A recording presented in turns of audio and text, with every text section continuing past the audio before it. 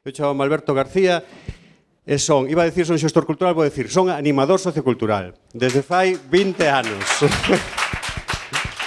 Eu digo orgullosísimamente, e creo, orgullosamente porque creo na profesión, e ademais porque creo que está máis de actualidade que nunca. Vou vos a dar moitos ánimos hoxe, vou vos a intentar darvos moitos ánimos. Creo que está máis de actualidade que nunca, vou intentar explicar por qué. Nestes 20 anos que levo traballando, que xa son moitos, doume tempo a facer moitas cousas. Tamén traballei na privada, fixen cousas para a Xunta, para a Cidade da Cultura, para o Culturgal, para a Universidade, para un montón de xente. E tamén estou na asociación, agora como presidente, na Asociación Galega de Profesionais de Xestión Cultural. Por este cargo, este carguiño que teño que marchar ás 11, entón xa pido disculpas, temos que ir a outra actividade, entón pido disculpas de antemán, pero bueno, Manuel, que é unha persona buena e mejor profesional, vaino levar moi ben. Entón, quería agradecer antes de nada a Manuel, Juan, a Diputación, a organización. De verdade, gracias por estar aquí, porque este é un eventazo, ten un nivelón, hai moitísima xente, moitísimos proxectos como os que hoxe temos aquí nesta mesa, na que ven despois, que tendes a suerte, hola, de poder escoitar. Entón, eu estou moi agradecido, moi honrado de estar nesta ICC Week. Vale, eu vou a presentar especialmente a 3 dos proxectos que están na mesa, a Miteu a vai a presentar xa directamente Manuel. Estes 3 proxectos os vou a presentar especialmente porque creo que coinciden moito ca miña filosofía de traballo, ca filosofía da animación sociocultural. Eu sempre traballei no desenvolvemento comunitario, na proximidade, no traballo con colectivos, no traballo de participación cidadán, que é basicamente o que se fai desde un centro social, que é no que traballo eu. Eu creo que esta maneira de traballar, como decía antes, está máis de actualidade que nunca. Está moi presente en todos os eventos do máis avanzado da xestión cultural que vos podades imaginar. Eu sigo moito a Mediala Prado e moitas entidades que están traballando temas de xestión cultural, esas están traballando moito en todas estas claves comunitarias, que son as claves que vos ides a utilizar a xente de animación sociocultural para o vosso traballo. Por que creo que isto está máis activo ou máis de actualidade que nunca? Pois eu creo que hai 3 razóns, creo eu, unha opinión personal. Eu creo que unha das razóns é o entorno digital, no que vos, que ademais sodes xente moi nova, xa prácticamente vos criastedes, toda esta revolución digital cambia moitísimas cousas, cambia usos, cambia costumbres, cambia consumos, cambia industrias como a da música ou como outras industrias culturais, e cambian incluso as relacións de distribución das cousas, non? Porque antes, no paradigma anterior a esta revolución digital na que estamos, a este mundo digital no que vivimos, pois había un sistema moi claro de emisor e receptor, non? En todos os ámbitos da vida. Vos vou a poñer un exemplo moi claro que se pon sempre, que é o da Wikipedia. No paradigma anterior, antes da digital, pois había un emisor, que era unha academia, que decidían unhas poucas personas, uns poucos especialistas, uns poucos, pois eso, académicos ou xente da universidade, que significaban as palabras. Eles o decidían e non lo decían a nós. E o resto da xente tiña que comelo con patacas e aceptar que aquelo era o que significaban as palabras. Vendíanche unha enciclopedia Larousse, ti levábala para a túa casa e tiñas que aceptar que aquelo era así. Hoxe en día, en parte gracias a este mundo digital no que estamos, esa relación, esa distribución do coñecemento cambiou por completo. Xa non hai un emisor e un receptor claro. Todos somos emisores e todos somos receptores. Hoxe xa non é a enciclopedia Larousse a referencia é a Wikipedia. A Wikipedia se construe colectivamente entre moita xente, entre unha multitude de persoas, a través dun coñecemento colectivo que dende abaixo hasta arriba define que significan as palabras. Isto é un cambio que o cambia todo. Para pensar no futuro, en proxectos culturais ou en calquera cousa que fagamos nas nosas profesións, temos que entender que o mundo hoxe, só polo feito digital, está así. E iso establece unhas maneiras de pensar, de facer, de relacionarse entre as persoas que hai que ter en conta. Por iso tamén fala de participación, de cidadanía, de implicación, en canto todos somos xeradores de contidos neste mundo digital, todos somos creadores en algún aspecto, non? Entón, eu creo que ese é un dos 3 aspectos que eu marco que o cambian todo e que poñen o social e que poñen o punto de vista do comunitario máis de actualidade que nunca. O segundo aspecto no que non vou entrar moito é o político. Eu creo que o 15M foi aí un punto de inflexión onde algo pasou, se volveu a falar moito de cidadanía, se volveu a falar moito de participación, se volveu a falar moito de toda unha terminoloxía que na teoría clásica da animación sociocultural e do desenvolvemento sociocomunitario estuveron sempre, non? Cidadanía, participación, implicación, comunidades, todo este tipo de terminoloxía. Ese é o segundo elemento que eu creo que cambia as cousas hoxe en día. E o terceiro elemento é a crise. A chamada crise, ou como se queira chamar, é a crise económica e a crise de valores que provocou, non de cambios tamén a raíz desa crise. Entón, eu creo que a crise, tamén no paradigma anterior, a xestión cultural era moi clara, había cartos, entón había que facer grandes eventos, grandes infraestructuras, todos sabemos, estamos pensando en unha, grandes cousas, todo era a lo grande, porque había cartos. Cando os cartos acaban, empezamos a repensar as cousas, empezamos a pensar como vamos a facer, e volvemos a tirar outra vez máis da cidadanía, da implicación, dos colectivos, do pequeno, volvemos a resituarnos, a coller de novo uns valores que sempre estuveron aí no mundo sociocomunitario e no mundo da animación sociocultural que nos poñen, insisto, máis de actualidade que nunca. Estes valores, moitos deles están nunha teoría que se chama de crecemento cultural, que para explicala vou ler un párrafo, perdonade porque o vou a ler, pero non mo sei de memoria. Defendo moito esta teoría, pero ainda non a sei de memoria, vou ler.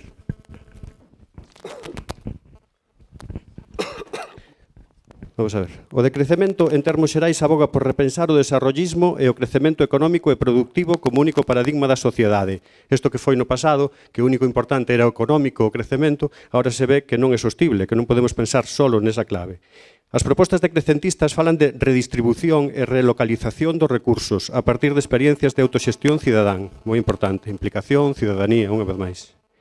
Que den opción a outro tipo de relación entre medios, sistemas e modos de supervivencia. O decrecemento replantexa, polo tanto, a produción cultural en termos de ecosistemas socioculturais. Se fala moito deso, de ecosistemas socioculturais nos que nós traballamos e nos que nós somos mediadores, animadores, dinamizadores dese ecosistema onde hai moitas partes. Ecosistemas socioculturais onde diversos axentes entran e deben soster un ritmo de relacións nun entorno e cunha biodiversidade específica. O reto é non caer no colonialismo e no monocultivo de grandes corporacións globalizadas tamén na produción cultural. Evitar este sistema de produción de grandes proxectos centralistas nos que non se permite a produción local, a biodiversidade. O decrecemento cultural plantexa a redistribución dos recursos con outras lóxicas de xestión, con outros orzamentos, con outros axentes e outros tempos e ritmos. Imaginadevos que se o mundo está así, para outros tempos, para outros ritmos, para outros orzamentos, para outros tamaños das cousas, pois aí estamos nós, os animadores, as personas, os mediadores, as persoas de dinamización cultural, que en eses ecosistemas estamos máis cómodos que no tempo dos grandes eventos, non? Nos que ao mellor estaban máis cómodos a xente de empresas ou a xente de outro tipo de carreiras. Vale. Póñense agora en duda os macroeventos, os grandes programacións de alto custo, as grandes infraestructuras, a chamada cultura transxénica. Ante isto, modelos de cooperación local, xeración de grupos de traballo, transversalidade, colaboración entre diferentes axentes de cada territorio, relocalización, ruralismos, espacios de cidadanía directa. Isto é o que se pon en valor a través desta época post-crisis. Esta necesidade a que nos levou a falta de cartos, máis o entorno digital, no que vos xa fostes criados, máis todo o que está pasando en aspectos como a política, onde se volve a poñer en valor a cidadanía, a participación, nos generan un entorno, nos generan un momento no que os nosos perfis profesionais son máis demandados que nunca. E que tenemos que ter en conta dentro dos nosos perfis profesionais, pero dende calquera, para plantexar os retos laborais que cada un ou cada unha teñamos. Toda así é como eu vexo que está o mundo. En este mundo, o libro blanco de boas prácticas da xestión cultural no Estado nos di que en estes novos tempos dan como resultado un perfil de xestor cultural fronteirizo que transita entre prácticas culturales de todo tipo, entre emerxencias de vanguarda e prácticas comunitaristas, entre sectores diferentes, entre o público e o privado, entre territorios digitais e analóxicos, entre a cidade e o rural.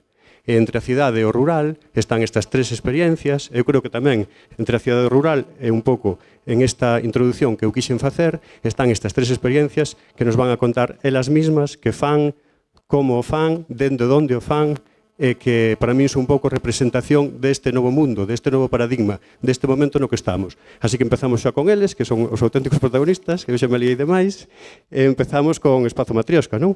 Pois veña.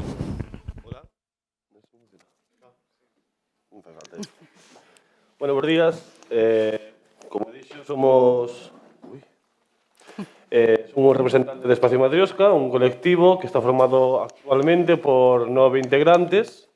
Estamos afincados no Concello de Blancos, un concello rural, moi rural, rural profundo, que neste momento ten unhas grandes carencias económicas, unhas grandes carencias culturais, unhas grandes carencias demográficas, pero que polo destino, máis ben, podemos decir que foron unha cousa estudiada ir ali, chegamos a ese concello, 9 de nós, éramos 10, fomos 12, bueno, isto vai cambiando.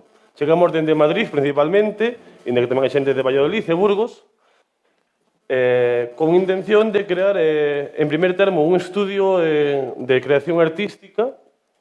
Seguimos mantendo esa idea, pero foi trocando un pouco a idea hacia a xestión cultural, por varios motivos, entre eles porque estamos nun espacio que é cedido, un espacio público, cedido polo Ayuntamiento de Blancos, de forma desinteresada. Nós crimos que a nosa labor para devolverlle o favor sería dinamizar o pobo e facer todo o posible para que Blancos, e o Concello en sí, tuvese igual de algún xeito cultura, tuvese conseguir igual turismo, conseguir dinamizarse de alguna maneira.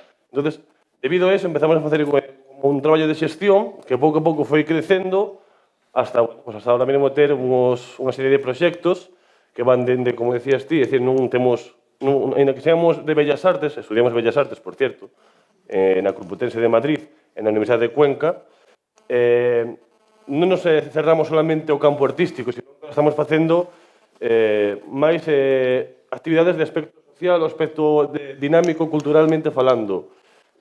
Centrámonos... Hola? Sí, pensaba que non funcionaba. Un dos proxectos máis grandes que temos é un festival de música, arte e artesanía, que obviamente a arte é un pilar fundamental do festival, pero a música non podemos esquecela, a artesanía, entendida como... É que non me moi ben.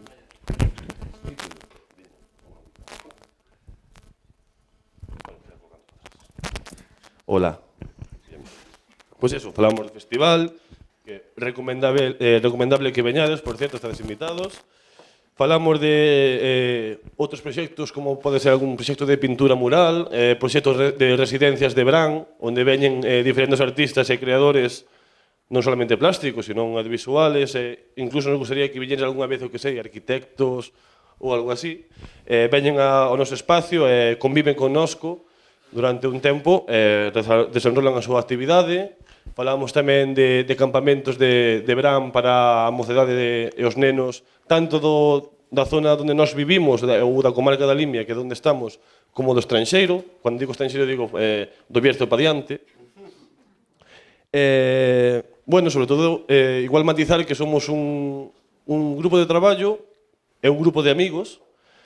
O esencial no noso traballo e ao final na nosa vida é a convivencia, que enriquece sobre moito, creo que é o que máis enriquecedor que temos no noso colectivo, porque é unha constante convivencia e unha constante aprendizaxe e unha constante cambio de experiencias, co cal a evolución é asegurada, ademais, non sei como explicarlo, pero posiblemente sea o motivo esencial e primordial co cal quedamos nós e seguimos con este proxecto. Quizás esa convivencia, esa nova forma de entender o traballo, a relación social, tanto interna como cos povos que nos rodean, saber matizar e buscar o mellor xeito de que todas as idades e todos os grupos sociales estén integrados nas actividades que nos facemos, e que despois, obviamente, hai máis afinidades con unhas persoas que con outras, pero, bueno, sempre se intenta ser o máis popular posible dentro das actividades. Eso é o Espacio Matriosca, resumidamente, realmente todo é moito máis, pero, bueno, eu creo que con isto podemos ir tirando. Empezando, que despois teremos... Eso é. Bueno, gracias.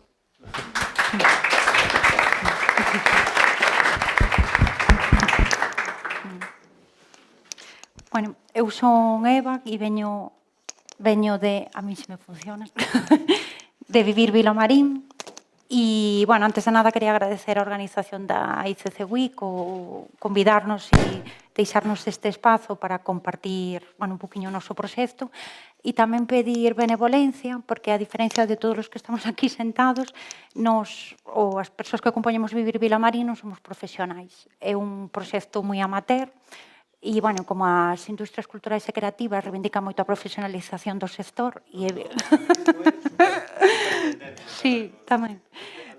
Sí. Bueno, entón, nos fixemos moitas cousas mal, seguramente algunhas cousas as contamos mal, pero, bueno, pido un pouco de benevolencia por eso. E... Sí. Como falei pouco, vou falar un pouco máis. O amateurismo é supertendencia. Todo falábamos antes, como está o mundo, toda a xente que estamos en internet, somos xeradores de contidos, somos xeradores amateurs. Entonces, creo que había un debate ainda onte na propia ICC Week sobre isto, non? Sobre que hoxe en día a ciudadanía é creadora. Generar as formas, como se xestiona eso, como se xestiona esa xestión, esa creación multitudinaria de todo o mundo, é un gran reto de moitas cousas, de dereitos de autor e de un montón de cousas. Pero o amateurismo é totalmente aceptable. Para nos mellor.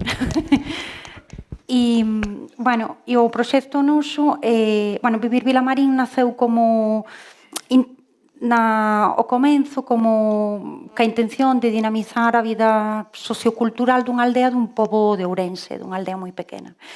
E, bueno, sí que evolucionou un poquinho o proxecto. Desa casualidade de que as persoas que compoñemos, ainda que hai bastante xente que colabora, pero hai un pouco núcleo duro, somos 5 e somos todos curmáns, excepto un, non? E, bueno, isto naceu, pois, eu vivín un ano co meu primo en Santiago, ele estaba estudiando en Santiago e vivía con a prima maior responsable el primer año. E entonces, moitas veces falábamos, tiñamos que montar algo no pobo ou montar un grupo. Eu, o mellor, podía dedicar unha tarde inteira a buscar o nome para o grupo, pero nunca aprendín a tocar ningún instrumento. E o mismo pasou con isto, ata que un día el chamoume cando rematou a carreira e, bueno, estaba aí como descolgado, tiña un par de meses libres, un pouco para... E dixeme, aquilo que tiñamos pensado de coller e montar actividades relacionadas con cine e con música na aldea, vámoslo facer e vai ser este ano. E el dixo unha data e entón a min díxome se quería participar. E eu, bueno, dunha forma un pouco inxenua, porque pensei que iba a levar moito menos tempo, dixen que sí. E o resto dos curmáns. Entón, fixémolo, levamos 2 edicións, este ano estamos preparando a terceira. No 2015 sí que tiña unha intención como máis de recuperación do valor etnográfico, un poquinho da aldea, e había talleres de visitar como funcionaba o ferreiro, explicaba todos os procesos para facer unha peza de ferro, fixemos un taller de pan de cea, nos fornos que estaban rehabilitados no concello, visitar o muiño. Bueno, e despois sí que xa metimos algunhas actividades máis de corte, máis cultural, menos etnográfico. E fixémolo nas instalacións do concello porque non las prestou, non? O segundo ano, por distintas peripecias, acabamos decidindo facelo nunha casa que era a casa dos nosos avós, que é unha casa que leva pechada dende o ano 96, a típica casa de aldea, que está en bastantes boas condicións, pero é unha casa que non ten luz e que había 20 anos que non vivía ninguén nela e as nosas nais prestáronola. Entón, abrímola e fixemos, digamos, o encontro aí. E sí que dispoñernos do espazo e sernos donos deso, tuvemos moita máis liberdade, non? Agora, a nivel organizativo e, sobre todo, para escoller a programación. E, sí que lle digo outro perfil un poquinho distinto, pero aí un pouco consolidouse máis o proxecto, non? Entón, foi un evento só dun día que comezou, viñeron Espacio Matriosca a inauguralo, fixeron un taller de dinámicas, de dinamización sociocultural, despois puxemos pelis, curtas, nas pelis e nas curtas veu algún director, e houve un debate ali cos veciños, houve concertos, e fixemos un recital de poesía tamén, pola tarde, foi durante todo o día.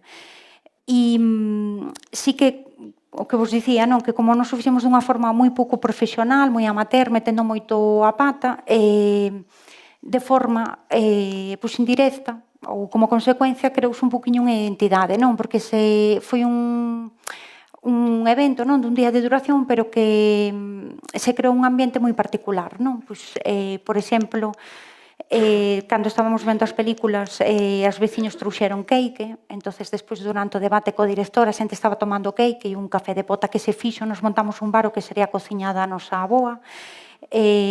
non houve un momento que, por exemplo, como non teñamos dirección artística nin escenógrafo, cando estaba tocando Manolo Carballo, que fixo un concerto de bluegrass, de country, ao lado dun cabaceiro, o veciño, Paco, que estaba ao lado, meteu as vacas, porque coincidiu, entón pasou 2 metros detrás de Manolo mentras estaba tocando. E previamente puxeras unha curta de Sara Traba, que é unha cineasta viguesa, que vai sobre, chamas as vacas de Wisconsin, que é unha vaca rubia que non dá leite.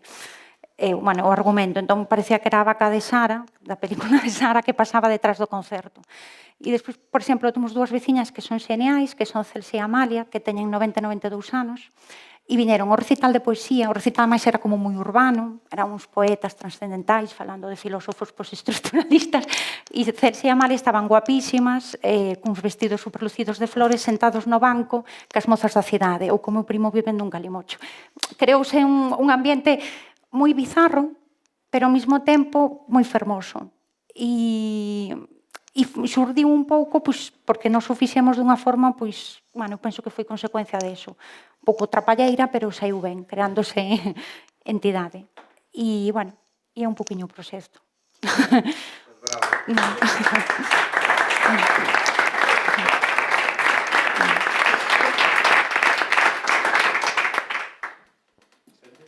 Bueno, pois eu son María, veño a representar a Sende, un espacio coworking living no rural.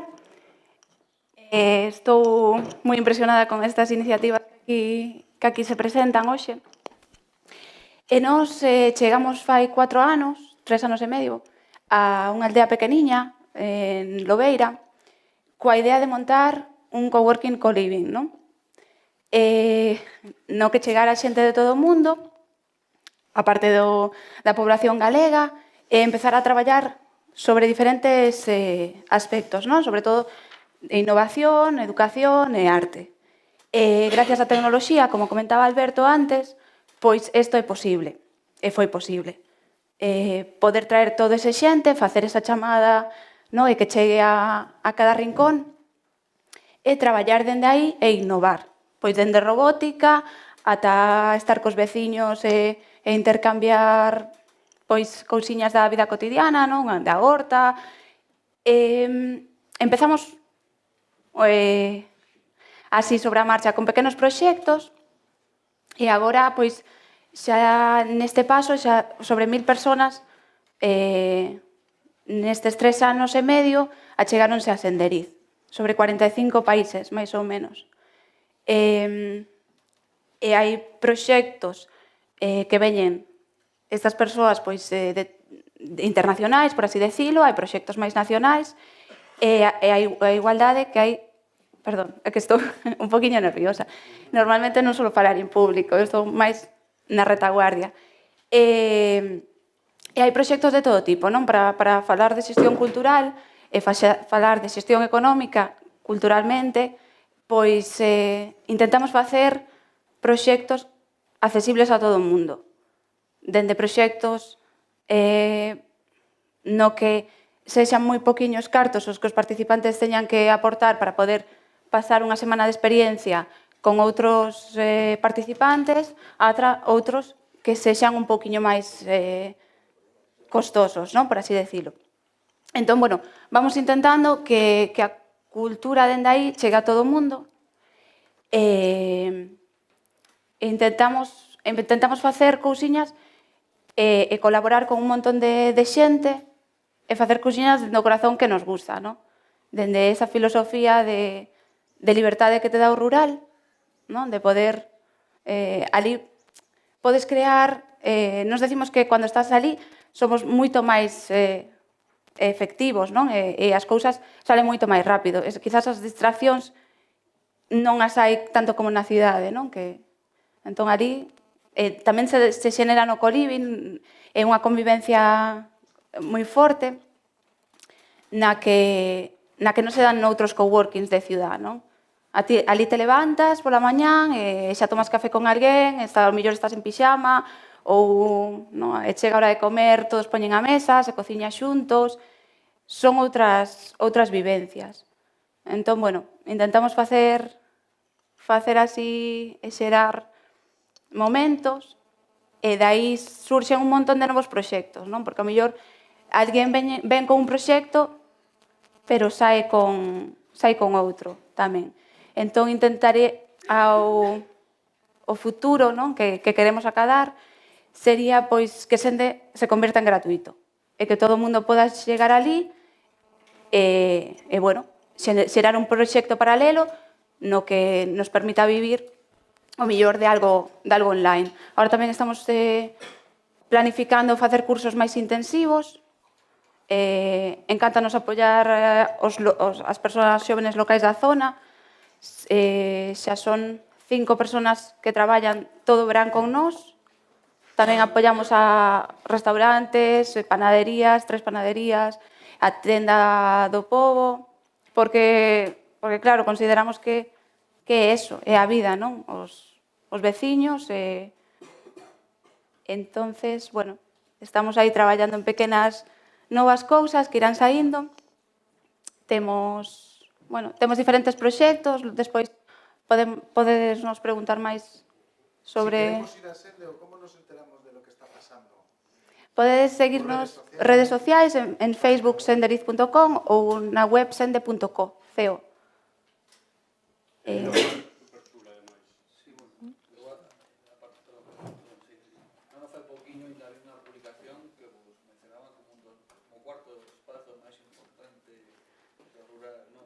Do coworking. Claro, fomos un pouco pioneiros nese aspecto. Estamos falando que empezamos en 2013 a falar da idea, cando nadie falaba non de coworking, igual sí, pero de coliving non. E coliving no rural, só había outro, así que estaba comezando en Italia, e agora, claro, agora con este boom, non, pois ter xa unha trayectoria e hai moitísima xente que se acerca e que ven a visitarnos un pouco para ese feedback e axudarlle, non, a montar os seus propios espacios. A nos encántanos o tema do emprendemento. Ahora, claro, dende que empezamos no rural, estamos máis involucrados no rural, pero, bueno, eu creo que emprender un pouco é a clave, non? Non é fácil. Outra clave creo que incluso é, hoxe en día, facer algo único, non? Estamos dicindo que hai dúas experiencias similares a nivel internacional, é algo increíble, non? Desde o rural, desde a provincia de Ourense. Pues creo que eso tamén é moi importante, moi especial. Gracias. Bueno, creo que un poquinho... Para comenzar, vale perfectamente. Gracias.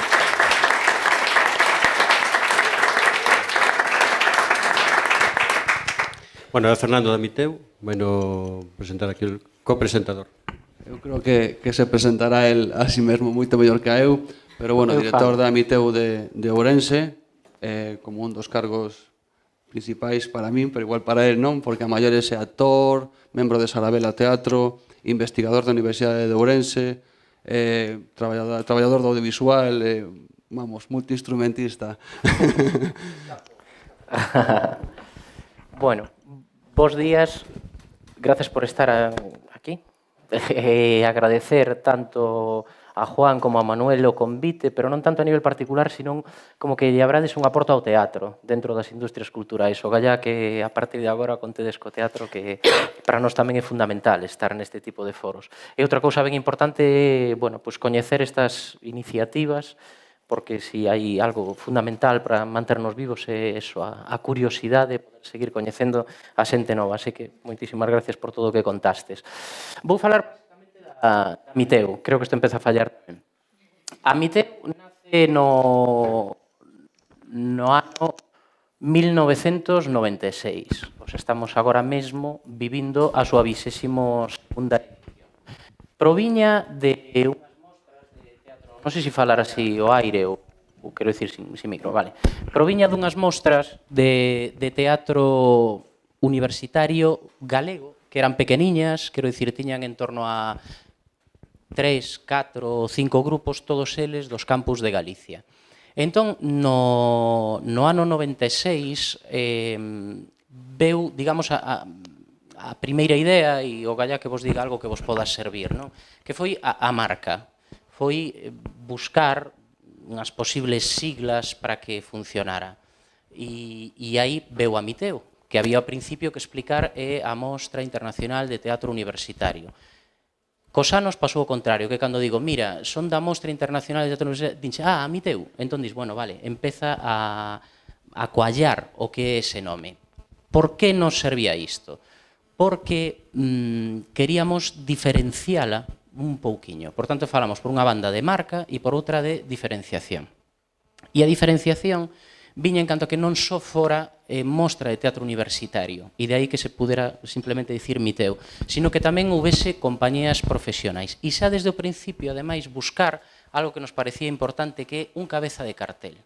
Algo que, de alguna maneira, chamase a atención tanto de medios como de patrocinadores, como de administracións. E debo dicir, ademais, que a primeira Miteu, no momento en que falamos co Concello de Ourense, pois precisamente era concelleiro Aurelio Gómez Villar, que está aquí presente, e, bueno, e as nosas vidas continúan aínda por aí en paralelo.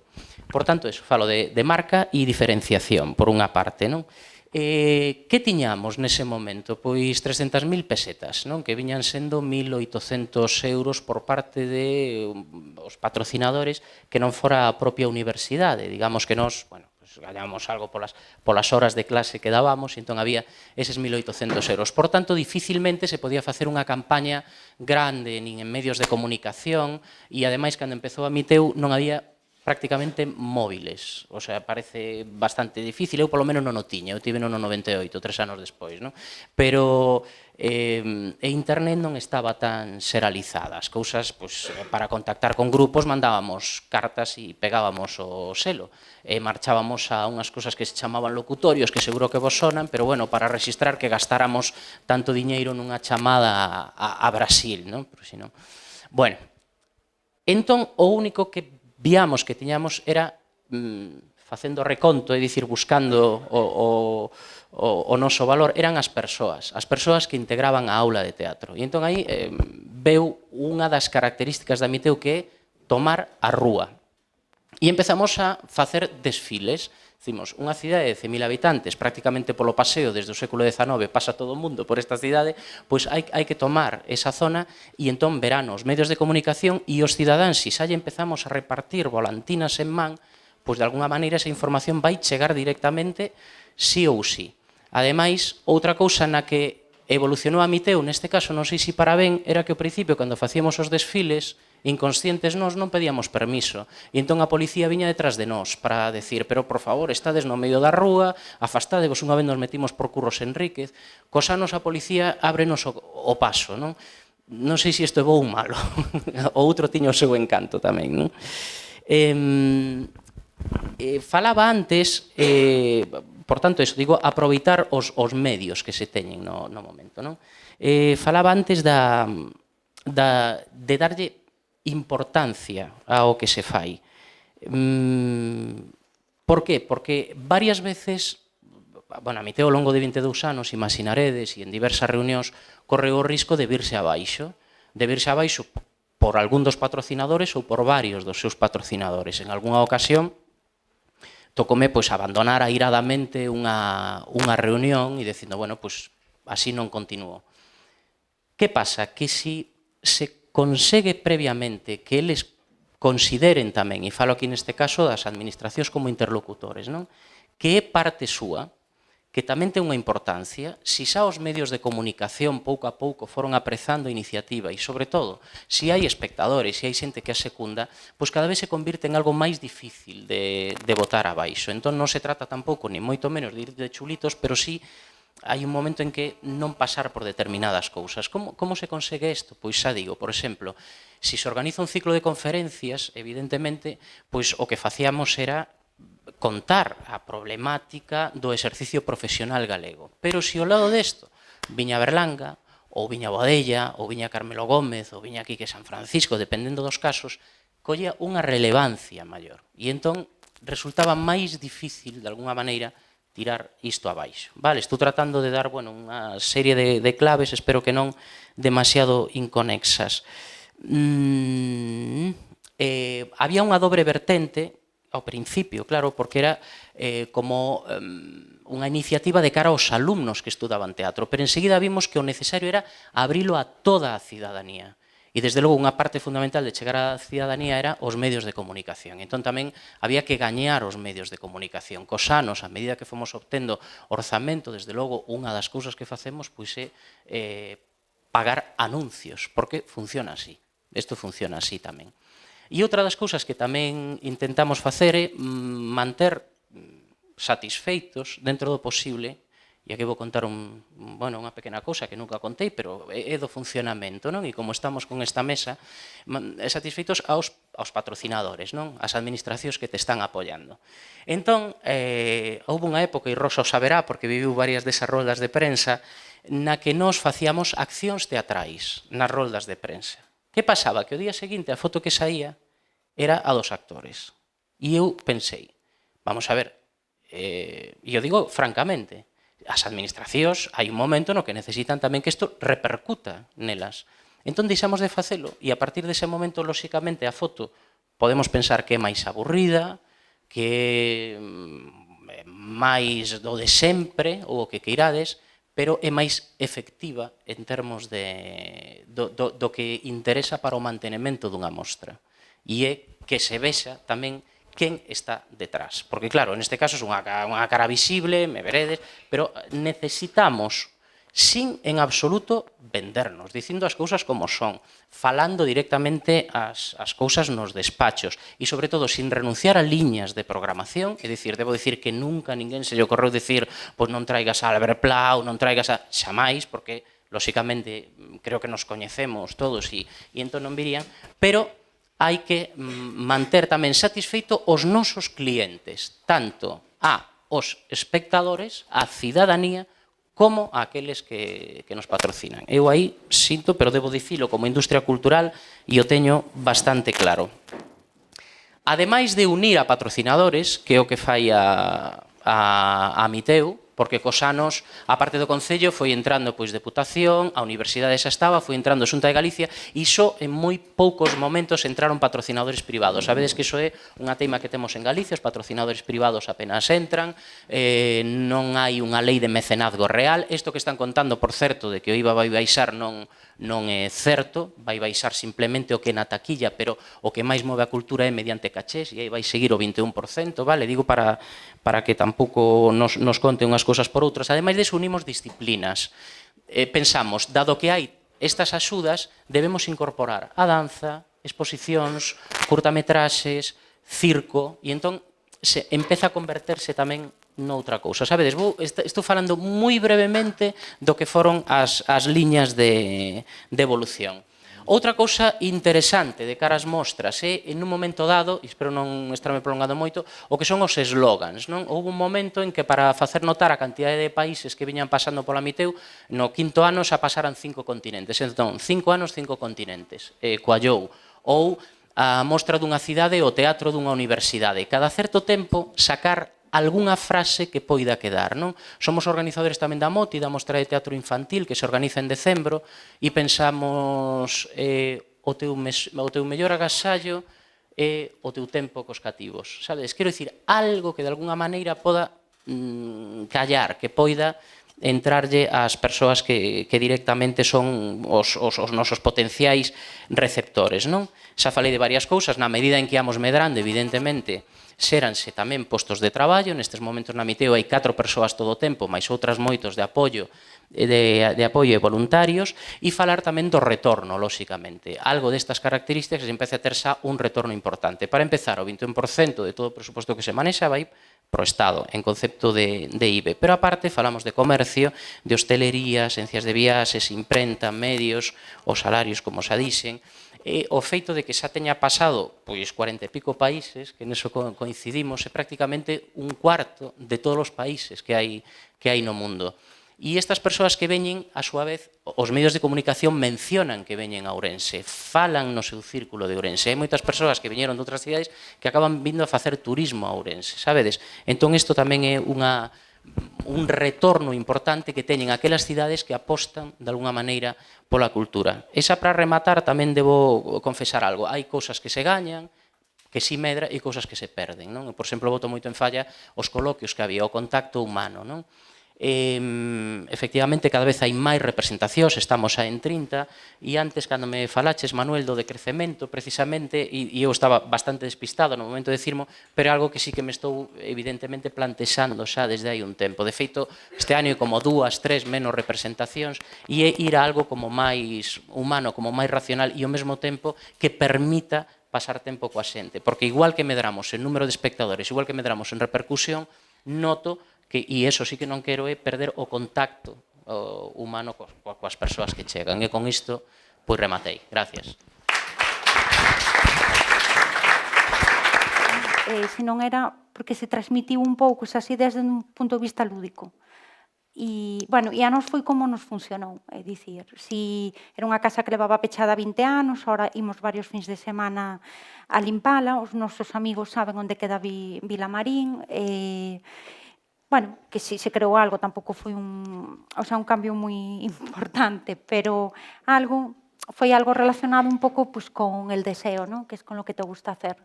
E foi como nos funcionou a nos, non sei. Sí. Hola, vale. Pois un pouquiño a vida no rural, como dice Iván, non é fácil, pero eu creo que merece a pena. Merece a pena dende termos económicos, pero dende termos sociais tamén. Entón, nos plantexámonos moitas veces, non? Canto tempo unha persona de Madrid ou de Barcelona, dunha grande ciudad, pasa a chegar ao seu traballo. Serían media hora, 45 minutos, eso é o que tardamos nós en chegar a Ourense e ter todo tipo de servicios culturais, bueno, etc. Entón, eu creo que vivir no rural aporta moito.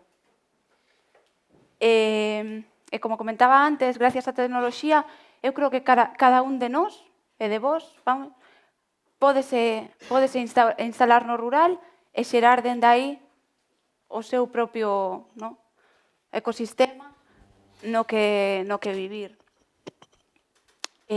Porque realmente o rural nos precisa. Claro que a convivencia é a convivencia, pero... Dime. Obviamente, normalmente sempre se pensa no malo, non? Primeiro, é o que máis destaca. Pero se estamos aquí xa, elevamos xa 3 anos, obviamente porque... Tú tens que sabelo, sabes? É dicir, é porque realmente compensa de algún tipo, non? De alguna forma vital, compensa e moito. Claro. E nós non estamos pensando en deixar o rural. Inda que sea peliagudo, non estamos en ninguna maneira estamos deixando. Podemos invitar a todos a que nos visiten, nos Brancos, ou en Senderiz, ou Vilamarín, donde que irades, porque precisamos xente. Entón, precisamos implicar máis xente e que se queira o rural, non? Porque nós estamos aquí hoxe por estar no rural. Se estuveramos nunha cidade, igual o noso impacto non sería igual, e bueno, creemos no pequeno impacto e máis. Dadevos conta que desde aquí, desde esta mesa, de unha mesa de xente de Ourense e do mundo, se están dando solucións a problemáticas tan complicadas e tan de boga, tan actuais como son o despoboamento no rural. Pero esta xente ten solucións reais, non dunha teoría tan teorizado como o despoboamento. Pois mira, aquí hai exemplos claros de que se están facendo esas cousas e que xente nova e non tan nova e futuro de todo o sector cultural aquí presente, pois o único que fai falta é mobilización, motivación, actividade e ter gañas, non? É que non precisa nada máis, porque ao final, de feito, todos están dicindo, non? A súa formación casi non é tan importante como a súa motivación. Entonces eu quedome con unha cousa moi positiva que a súa propia experiencia, que é moi positiva, a súa atitude que é moi positiva, e despois que desde cousas tan sinxelas como atreverse se atopan solucións tan claras e tan dañinas para o noso rural como o despoboamento. Nos queda pouquiño tempo, non sei se queredes decir algunha cousa. No, que logo aí é onde ten que ver necesariamente a implicación da administración, porque eu que o amateurismo se son un estado é normal. Eu fun amateur durante moitos anos, que se é unha tendencia estaba completamente en desacordo, non? Se é unha tendencia é porque lamentablemente non se pode vivir do que te gustaría, non? De actos creativos pero bueno, porque temos a sociedade que temos, non? Se unha tendencia, pois, ao mellor é a partir do 2008, e da mal chamada crise económica, non? Entón, niso estou desacordo. Logo, pois, sobre a acción, perdón, nos lugares, faime gracia, porque parece que somos representante da cidade, pero que Ourense andas 20 minutos de arriba para baixo, estás no monte, e andas media hora así, e tamén, quero dicir, unha pequena cidade, e aí tamén se pode chegar a moitísimos sitios e facer moitas xestións gracias a eso, non? Por exemplo, se isto se fixera nunha grande cidade, tipo Madrid ou Barcelona, o sea, sería impensable.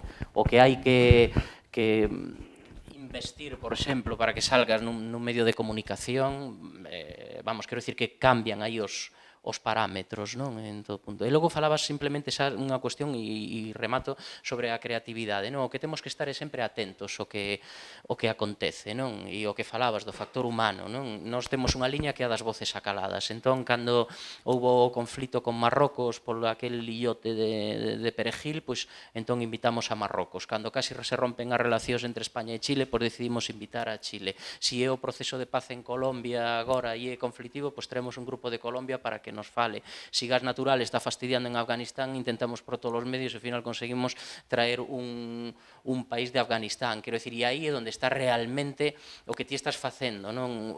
Humanamente, e a liña real de programación, non? Que ao lado do grupo de Afganistán veña Illana, que despois Illana teña moitos máis espectadores, iso forma parte do que é o propio mantenimento da mostra, pero a liña de programación vai por outro lado, non? E xa para rematar respecto de estar atentos, por exemplo, a min apaixóame a política, pero non en cambio a cuestión partidista, non? E logo cando estás representando algo, e probablemente a vos tamén vos pase, pois prefires manterte afastado, non? De calquera pronunciamento partidista. Pero, por exemplo, outro día Albert Rivera meteuse con Albert Pla dicindo que había que prohibir os seus concertos. Entón digo, tate, coño, se vai estar Albert Pla hoxe, pero non vou decir, Cidadáns, que censura, que tal, non? Simplemente, pois, gracias, Albert Rivera, por esta promoción. E entón, non estás sendo faltón nin nada, e ao mesmo tempo, pois, estás sacando partido do que acontece. Bueno, non en defensa de ningún organismo nin nada, pero, bueno, en defensa deste foro, deste evento organizado pola Diputación de Ourense, tamén teño que decir que hai unha parte positiva tamén en todo isto, e que este foro é para, aparte de ser outras moitas cousas, tamén un foro para isto, non? Para debatilo, para buscar solucións. Creo que é un avance na nosa provincia, non? Un avance tamén importante no tocante ás industrias culturais e creativas, no tocante á cultura. Creo que isto tamén é de agradecer que nos den a oportunidade a nós como técnicos, coordinadores do evento, e a vos tamén a capacidade. Por tanto, sí hai que protestar, porque hai que sair e falar de todo, non de un nin de outro, nin de todo. Eso é positivo porque é sempre enriquecedor e aporta solucións, pero, tamén a veces hai que agradecer que este tipo de actividades se fagan. Non debería facelo eu porque sona moi mal, pero, non sei se opinades que é útil, non? E que realmente pode ser positivo de cara ao futuro.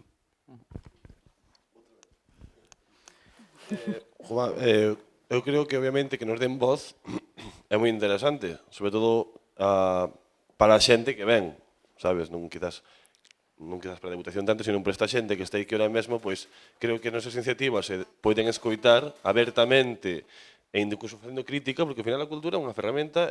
Onte, cando estábamos aquí falando do ICC Week na nosa casa, decíamos, pero mira, máis teño de cá, herramienta educativa, política e protesta, sin duda. É dicir, facendo isto que fixo a Deputación, quizás é facer un pouco máis democrática a cultura, que non é sempre democrática. A cultura ten que ser unha cultura libre, unha cultura aberta, unha cultura que se afaste dos elitismos. Durante moitos anos a cultura foi moi elitista e incluso ahora mesmo hai elitismo, é dicir, por que estamos facendo este tipo de iniciativas? Porque Sende, por exemplo, mira de ter de cobrar o xusto para poder facer unha actividade, porque é colectivo, non sei se conoceres, é colectivo, é un colectivo de aquí de España que ten 3 tipos de pagos, é dicir, podes pagar, depende da túa adquisición económica, podes pagar unha outra cantidade, non? Eso faise porque realmente, é dicir, queremos que a cultura sea para todos, da igual cuánto dinero teñas, de donde seas, da igual cualquier cousa. Gracias a, quizás, bueno, igual este é o primer paso para que eso na nosa provincia sea posible. Ahora fala outra persona, veña. Eu agora non se me ocurre nada que dicir. Eu penso que sí que é moi importante. Logo, si recolledes isto, si se sigue establecendo algún tipo de tipo de debate, non, perdona que te cortei. Non. O dos micros nos limita un pouco, non? E efectivamente, pues, joder, que sexan sensibles, pero logo que tomen nota. Quero dicir, que non solo sexa a foto do evento, senón que despois isto teña continuidade e que callen as persoas que despois teñen responsabilidade política e cultural. Eso sí sería o interesante, non? E despois, desde logo, xa digo, pues, destinar a cultura pois os fondos necesarios, non? Obviamente, si o ser humano progresa é porque nos vamos transmitindo coñecementos uns a outros, porque aprendemos, e creo que iso é unha das cousas, por exemplo, fundamentais para o teatro, e por iso leva pois 3.000 anos, non? Aprendemos, e esa é a maneira realmente de progresar a humanidade. Logo, hai efectivamente accións políticas que derruban a veces a cultura ou tiran moito contra ela, da mesma maneira que hai accións políticas non inocentes, que comentabas antes, cando hai unha inmersión lingüística clarísima do galego por medio do xabarín, pois, bueno, chega un momento en que se chapoda e é unha pena porque os rapaces falaban galego por medio do xabarín. É dicir, esos son accións políticas con uns resultados determinados. Eu vou a ser un pouco... A nos encanta a autoxestión, no? E buscar sempre recursos e, sobre todo, persoas. Persoas que podan contribuir e co seu traballo podamos tirar para adiante, non?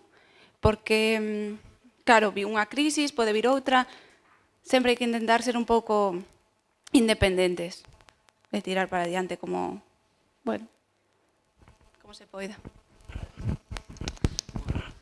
Chegamos ao fin da nosa intervención, a non ser que irades aportar algunha cousinha máis, por eso non siga. Ahora toca o turno dos outros responsables, non? Que, como estamos falando aquí, hai moitas responsabilidades de moitos tipos, pero, bueno, todos os cidadáns tamén somos responsables do que poida pasar coas nosas actitudes, coas nosas actividades, e, bueno, neste caso están sendo responsables moi positivamente co que están facendo, non? De cara a conseguir resultados moi, desde o meu punto de vista, beneficiosos para, sobre todo, o rural, un rural tan maltratado, pero que considero que gracias a este tipo de iniciativas, cando hai unha crise hai unha esperanza, non? Hai unha porta nova que se abre, e creo que isto pode ser o principio do enriquecimento, de algo moito máis rico, de algo moito máis poderoso, e de que o rural volva a ser o que nunca foi, quizáis. Porque pode ser unha oportunidade, non? Toda a problemática, ao final, é unha oportunidade. E así é como hai que ver as cousas, desde o meu punto de vista, de forma positiva. Bueno, diso eu falei moitísimo hoxe, entón creo que ahora deberíades de falar vos, que sodes os que tedes tamén un protagonismo nestas jornadas, e, bueno, se que tedes algunha pregunta.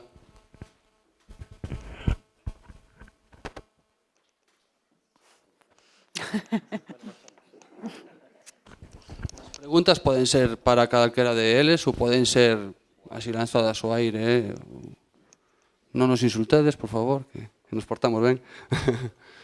Pero ninguén quere...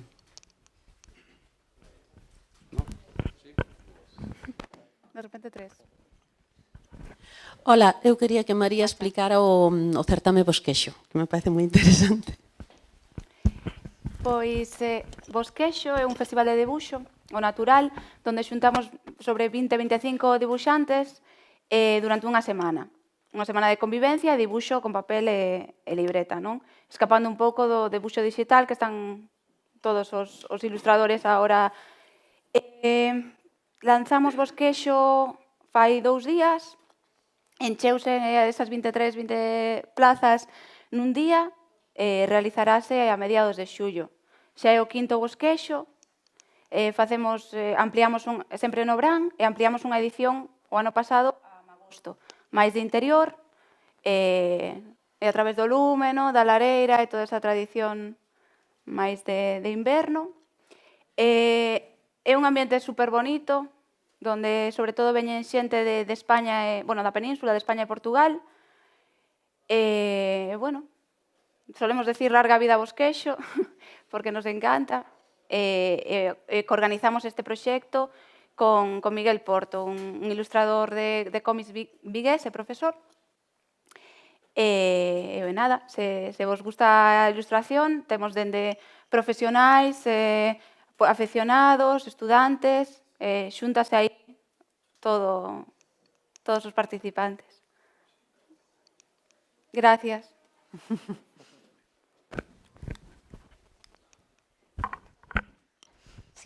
Felicidades polas intervencións, son Raquel Rivera, despois falo na seguinte mesa. E teño unha curiosidade enorme polas iniciativas de retorno rural, non? Pero teño unha dúda básica, que vos nacistes nas aldeas que estades repoboando ou é un retorno, digamos, colonizador do rural?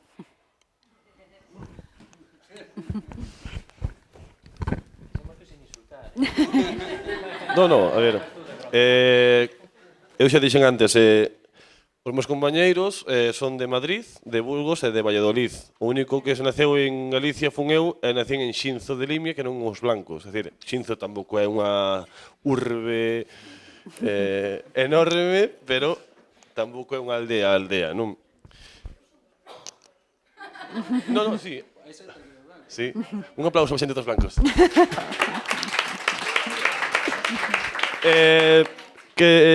Colonizador. Non era no sentido de non rematar, era Vale. relación se establecen nos novos habitantes do rural e os nacidos no rural, como é esa convivencia, como nos ven, porque eu estou pensando en volvelo rural tamén. Se é unha cousa artificial, é unha cousa, porque se igual a estas señoras de 92 anos falas de co-living, saben que son palabras colonizadores, que hai dúas lógicas moi diferentes que conviven nun mesmo espacio. Iba por aí a preguntar, como é esa convivencia destas dúas mentalidades tan diversas. Vale, é dicir, gracias á aclaración esta, porque cando falamos de colonizar, a veces pode ser un pouco... Claro, é dicir, que a veces sin querelo, é dicir, fanse prácticas que igual son un pouco entendidas como tal. Que pasa? Que eu creo tanto nós, como Vivir Vilamarín, e como Sende, e como outras iniciativas, como pode ser o que sei. Ahora mesmo, bueno, podría dicir unhas cuantas, non vou dicir ninguna, por si acaso. O que intentamos facer é, se convivimos entre nós, sería un pouco hipócrita non convivir entre a xente do pobo. Entonces, inda que ao principio coste, porque, bueno, somos estranxeiros, ao final, somos estranxeiros en terras galegas, que tampouco son calqueras terras. E a xente, bueno, pois, o tópico de pechados, pois non é tan tópico, quero dicir, é tópico, pero que é verdad, perdón, somos pechados, é dicir, a cultura galega é pechada hasta certo momento, non? Unha vez que se abre, bueno, pois eso, aí entra cualquera. Pero hasta que chegue ese punto, quizás hai problemas, non? De entendemento, hai unha barreira, eu non a teño, porque son de aquí, xa digo, pero os meus compañeros igual sí que encontraron unha barreira cultural, que non é maior, non é moi grande, pero sí que existe. Mira, quizás podría... Alguén quere falar de vos? É que igual mellor que a min creo que deberían...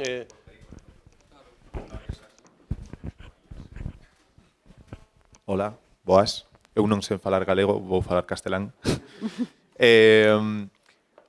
Lo que yo, al contrario de lo que dice mi compi Iván, yo no me siento extranjero porque, aunque es muy utópico y es cierto que existen, o sea, entendemos la situación cultural, histórica de Galicia, etcétera, pero yo no me siento extranjero aquí. Me siento muy partícipe, además de la comunidad que habitamos en Los Blancos. Ahora has matizado la pregunta, has hecho tú la pregunta, ¿no? Estaba aquí sentado, no te veía. La pregunta, claro, yo cuando la he entendido, has contrapuesto dos situaciones y no elegiría ninguna. Ni tenemos una perspectiva colonizadora, ni somos de origen rural. Yo nací en Madrid, en el centro absoluto. Y mi perspectiva es, no tener una actitud colonizadora significa entender la situación y el contexto de la gente que habita esas comunidades, sus necesidades, que muchas veces se desatienden por parte de las administraciones, por ejemplo, y crear un vínculo entre ambas cosas, es decir, establecer un juego, yo creo que es una manera de jugar también, ¿no? ¿Qué podemos aportar a esta gente? Y la cantidad enorme, desde que hemos llegado aquí, de cosas que esta gente nos ha aportado a nosotros. En nuestra manera de pensar, en nuestra manera de relacionarnos, de funcionar, de trabajar. Entonces creo que la idea, la magia un poquito está en la simbiosis de las dos cosas, en un toma y da. Y lo que hemos hecho, por ejemplo, sí que es verdad que tenemos propuestas que lo que queremos hacer es que Peña que vive en las ciudades se acerque a la zona rural y entienda el modo de vida que se plantea aquí, pero nosotros también entendemos el modo de vida que se plantea en el rural y generamos un intercambio, ¿no? Entonces, por ejemplo, se me ocurre, ¿no? Siempre tenemos en la cabeza generar movidas que tengan que ver con la gente del pueblo, que las involucren, que las hagan partícipes igual de cosas que por una situación contextual no se han planteado. Y siempre pensamos cómo podemos darle la vuelta a una idea que es nuestra, pero que no sea una pegatina, que no sea la pongo aquí como la podía poner en cualquier otro sitio. Y yo creo que en el juego ese del toma y da van las dos cosas, porque nosotros estamos todo el día escuchando a la peña del pueblo. Y yo creo que va un poco por ahí. Si alguien más quiere decir algo. No noso caso, bueno, eu sí que vivín ata os 4 anos nunha aldea, pero non nesa aldea. Esta aldea da miña nai, eu vivín na aldea do meu pai. E é a aldea que eu estou máis ligada, onde iba aos fins de semana e tal. Pero, bueno, a nos sí que nos axudou moito porque a miña avó era de aí, os meus avós. Entón, a hora de invitar a xente, convidar, moita xente veu, en certa forma, porque hai como unha débeda, non? E iso nos axudounos moito. Tamén, sí que a min, eu dime conta, ainda que, bueno, si tes a sorte, eu penso que é unha sorte, ser capaz de vivir entre dúas culturas, non? Como pudo ser a cultura do rural galego, que era unha cultura case neolítica, ata os anos 50, e nacer eu son do 79, non? Despois do eso do rural, bueno, digamos que coñeces e sinteste cómoda nos dous ambientes. O meu levou moito tempo sin estar ali, viví moitos anos en Madrid, volvín, e sí que eu me daba, o sea, eu dábame conta de que a miña mirada era moi estreita de cara a eles e que eu mesma tiña prexuizos do sitio onde eu viña, non? Por exemplo, as xentes, claro, isto era como algo está moi en boga, el rollo del común, a comunidade, non? Que moitas veces intenta forzar de forma artificial.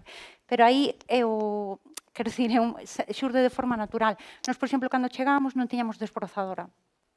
Os dous veciños viñeron unha tarde cunha desbrozadora e unha motosierra para podarnos uns carballos que había entrada, sin pedirlles nada.